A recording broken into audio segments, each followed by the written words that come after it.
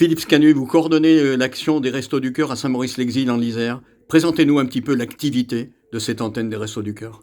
Alors à Saint-Maurice, nous avons une activité principale qui est la distribution de nourriture et des activités annexes, la distribution de livres, le vestiaire, où nous donnons environ 10 000 vêtements par année, et l'aide à la personne, où nous recevons des gens pour les orienter, pour leur aider à faire des courriers, des CV et tous les papiers nécessaires, soit à leur intégration, soit à leurs besoins. On répond à leurs besoins du mieux possible.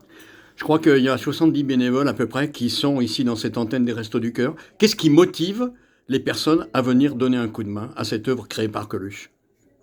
Ce qui motive, alors je vais vous répondre sur plusieurs points. Un, la population est principalement des retraités qui ont besoin de s'occuper aussi. Ce qui les motive, c'est de faire œuvre sociale. Et je crois que c'est aussi l'ambiance qui règne dans le centre où tout se passe relativement bien, où on rigole bien. Et ça occupe les gens aussi, il faut le dire. Voilà. Là, on est entre milieu rural et milieu urbain. On sent la pauvreté. On la sent, notre population, on est plus milieu rural qu'urbain, nous ici, je vais vous dire.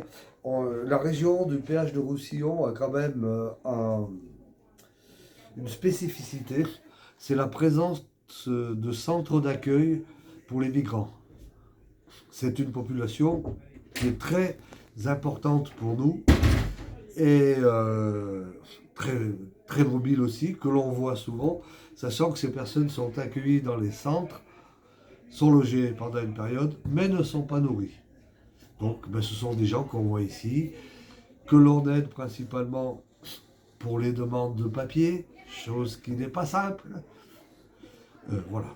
Voilà ce que je peux vous dire. Après, Pour vous qui coordonnez cette antenne des Restos du Cœur, quel plaisir vous prenez dans cette responsabilité, dans cette action? Oh c'est